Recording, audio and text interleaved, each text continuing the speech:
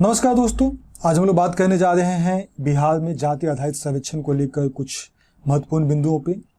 चूंकि हम सब बिहार के वासी हैं तो हम सबको जानना जरूरी है कि बिहार में जो जाति आधारित सर्वेक्षण हो रहा है उसका क्या मकसद है और इसका जो भी हाई कोर्ट और सुप्रीम कोर्ट के लेकर जो कुछ मामला था, जो दांव पेच था, उसके बारे में हम लोग समझेंगे। इसके पॉजिटिव और निगेटिव एस्पेक्ट्स को समझेंगे।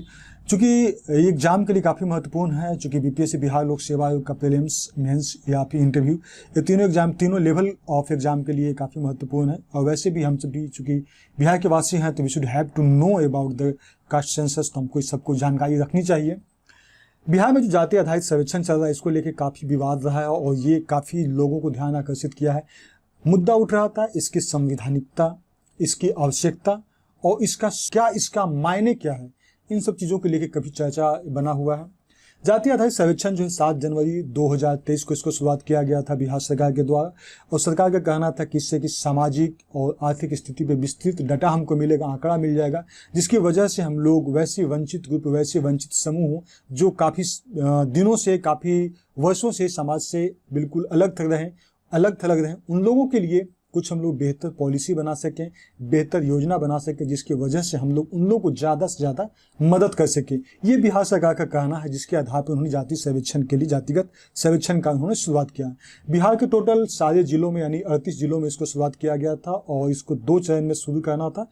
पहला था जिसमें कि हाउस इनलिस्टिंग था, मतलब सभी घर को चिन्हित करना था, कितना हमारे यहाँ घर है, उसके बाद में उस घर में प्रत्येक घर में कितना पॉपुलेशन है, क्या है, उन सब के बारे में विस्तृत डाटा। तो पहला फेज था हाउस इनलिस्टिंग, तो ये सब कंप्लीट कर लिया गया।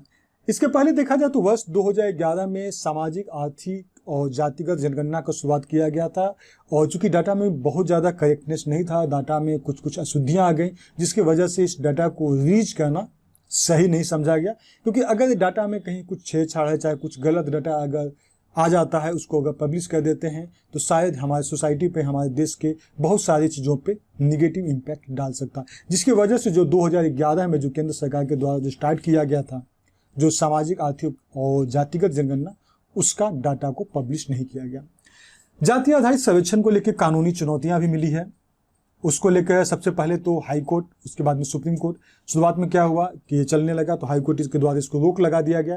बाद में फिर हाई कोर्ट जो है इसको मान्यता दी, उसके बाद में फिर इसके खिलाफ सुप्रीम कोर्ट में गया और सुप्रीम कोर्ट में ये मामला भी विचाराधीन है। और ये जो सेंसस का, जो हमारा कास्ट सेंसस का जो सेकंड पार्ट है, वो भी लगभग कंप्लीट कर लिया गया है। अब है कि पहला हम लोग देखें तो हाई कोर्ट में क्या मामला आया था। तो हाई कोर्ट में जो याचिकाकर्ता थे उनका कहना था कि ये संविधान का उल्लंघन है, ये गोपनीयता का उल्लंघन है और राज्य सरकार अपनी क्षमता से आगे बढ़ के काम कर रही है, क्योंकि माना जाता है कि जो हमारा कास्ट सेंसस है हमारा सेंट्रल लिस्ट में है, ये हमारा केंद्र की सूची में है, उसमें राज्य आगे बढ़ के कर रही है। तो ये एक मामला उठाया गया था और साथ साथ इसको माना जा रहा था कि ये राजनीति से प्रेरित है और ये जो तरीका जो अपनाया जा रहा है कास्ट सेंसस के लिए, ये अविश्वसनीय है।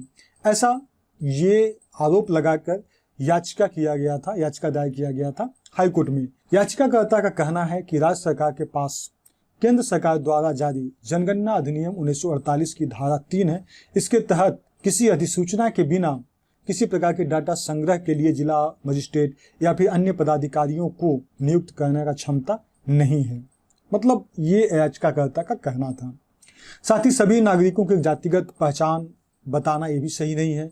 उसके अलावा जो हमारा आर्टिकल 21 है, जिसमें कि गारंटी देता है कि आप अपना पहचान छुपा सकते हैं, गरिमा के आधार आप अपना गरिमा को मेंटेन कर सकते हैं, सूचनात्मक गोपनीयता, इन सब चीज़ों को जो आर्टिकल 21 है इसके बारे में बोला जाता है कि इसका भी उल्लंघन किया जा रहा है। यानी जो याचिकाकर्ता के द्वारा जो है ये 3 बिंदु उठाया गया था। एक था कि संविधान को उल्लंघन किया जा रहा है, इसमें गोपनीयता को उल्लंघन किया जा रहा है, राज्य सरकार अपनी क्षमता से आगे बढ़ के काम कर रही है, राजनीति से प्रेरित है और अविश्वसनीय तरीका है, इन सबको मुद्दा उठाया गया था।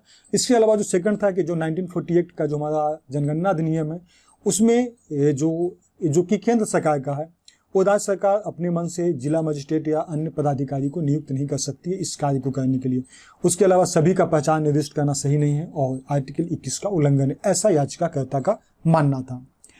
यहाँ पे एक मुद्दा जो उठ रहा है, जो कि हम लोग सभी जानते हैं कि हमारा जो 7th शेड्यूल जो है, 7वीं अनुसूची है, उसमें हमें लिस्ट प्राप्त हुआ है। 3 अनुसूची है, जिसमें कि यूनियन, स्टेट और कनकरेंट। तो 7वीं अनुसूची का ये जो यूनियन लिस्ट है, संघ सूची, उसमें ही आता है जो कि जनगणना सरकार को यानी केंद्र सरकार को जनगणना कराने का आधार देती है। अब यहाँ पे मामला अटक गया तो चला गया, फिर हाईकोर्ट में इसको रोक दिया गया, फिर ठीक है। तो सर्वेक्षण के पहले चरण में जो घर को सूचीबद्ध कर दिया गया था, दूसरे चरण में जब 4 मई 2023 को उच्च न्यायालय के आदेश के कारण इसको सर्वेक्षण को रोक दिया गया। हालांकि बाद में उच्च न्यायालय के फैसले के बाद में इस कदम का विरोध करने वाली सभी याचिकाएं खारिज हो गई। सरकार ने सर्वेक्षण के दूसरे जो चरण है उस पर भी काम करना शुरू कर दिया है। दूसरे चरण में सभी लोगों की जाति, उपजाति, धर्म और उसका पेशा, बहुत सारे और भी कई एक्स्ट्रा चीजें थी जिसको ऐड किया गया था और इन सब का डाटा एकत्र किया जाना था। न्यायालय का जो कहना था, जो हाईकोर्ट में रोक लगाया गया, तो न्यायालय का कहना था कि इंदिरा साहनी केस का एक फैसला पर विश्वास करते हुए कहा कि संविधान के अनुच्छेद 16(4) आर्टिकल 16(4) के तहत सामाजिक पिछड़ेपन को सुधारने के लिए जाति की पहचान करना गलत नहीं है।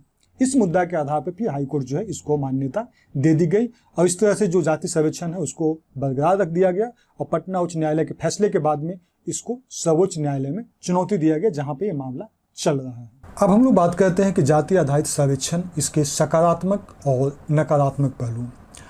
तो सबसे पहले हम लोग देखें तो जातिगत जो जनगणना किया जा रहा है, जातिगत गणना यानी जाति आधारित जो सर्वेक्षण किया जा रहा है, इसमें समाज में कई सारी असमानताएं हैं, जिसको पता चल जाएगा कि समाज में इस तरह की कास्ट बेस्ड बहुत सारे जो डिस्पैरिटी है, जो असमानताएं हैं, इनइक्वलिटीज है, वो सब सामने आएंगे। तो उससे क्या होगा कि हम लोग पॉइंट बेस्ड हम लोग देखेंगे कि यहाँ पर ये कमी है, उस पॉइंट पे वर्क करके हम लोग उसको सुधार कर सकते हैं और उसको भी मुख्य धारा से जोड़ सकते हैं। कोई भी वर्ग इस समाज का, इस देश का, इस राज्य का, स्पेशली इस राज्य का वंचित नहीं रह सकता है। तो इस सामाजिक असमानताओं को कम करने के लिए और अपनी जो गवर्नमेंट के द्वारा जो पॉलिसी है उसको और भी प्रभावी बनाने के लिए गवर्नमेंट का जो प्रोग्राम से योजनाएं हैं उन सबको और भी ज़्यादा इफेक्टिव क्रियान्वित करने के लिए ये काफ़ी मदद करेगी। अंतिम जाति आधारित जो जनगणना था वो जनता के लिए खुले तौर पर 1931 में इसको उपलब्ध किया गया था। यह जाति, लिंग, धर्म और ऐसे बहुत सारे फैक्टर हैं जिसको अंतर्विरोध करता है, जिससे कि इसका एक अच्छा इम्पैक्ट पड़ता है। इस सर्वेक्षण से बहुत सारे ऐसे भी मामले उजागर होंगे कि किस वर्ग के पास में क्या समस्याएं हैं जिसकी वजह से उसका पिछड़ापन है, क्या चीज़ें ऐसी रही है जिसको कि पिछड़ापन रहा, चाहे क्या ऐसा चीज़ रहा जिससे कि वो समाज, वो सोसाइटी या वो कास्ट आगे बढ़ा, प्रोग्रेस किया। तो इन सब चीज़ों के एक डाटा हमको जो कलेक्ट होगा, वो डाटा को गवर्नमेंट के द्वारा एनालिसिस किया जाएगा और इस पर क्या होगा कि बहुत सूक्ष्म दृष्टिकोण को यानी काफ़ी बारीकी से इसको समझने के बाद में उससे संबंधित जो कमियाँ हैं, जो समाज में बुराइयाँ हैं, उसको दूर किया जा सकता है और बहुत सारी पॉलिसी और योजनाओं को भी लागू किया जा सकता है। इसके कुछ नेगेटिव इम्पैक्ट इस तरह से बताया जा सकता है कि जाति का पहचान को लेकर अभी भी काफ़ी इशू होता है। सभी लोग अपनी जाति को पहचान नहीं बताना चाहते हैं। कुछ जाति वर्ग हैं जो कि अभी भी जातीय सर्वेक्षण में हिस्सा नहीं लिए हैं। तो ऐसे धारणाएं हैं समाज में जिसको शायद और भी इसको बढ़ावा मिल सकता है।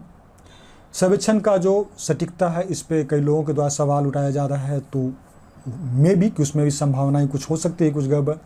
इसका राजनीतिक इस्तेमाल भी होने की संभावना है कि राजनेताएं हो सकता है वोट बैंक को लेकर इस जो डाटा होगा इस डाटा को इस्तेमाल कर सकते हैं, तो ये भी हो सकता है। और जाति का जो पहचान मिल जाने के बाद में बहुत सारी अंतर जातीय विवाह है, इसमें भी एक इसको बढ़ावा नहीं मिल पाएगा। इसमें कई सारी समस्याएं पैदा हो सकती है, कॉम्प्लिकेशंस आ सकती है। तो इस प्रकार जाति का पहचान को हम लोग उसको स्थिर नहीं मान सकते हैं। वो समय के साथ में बदलाव भी आ सकता है, जैसे कि इंटरकास्ट मैरिज होता है तो चेंजिंग होता है और इसकी वजह से क्या होता है कि उसको सोशल एक्टिविटी चेंज हो जाती है, उसका बहुत सारी चीज़ें चेंज हो जाती है जब इंटरकास्ट मैरिज होती है। तो ये सब इसका कुछ निगेटिव पहलू भी है।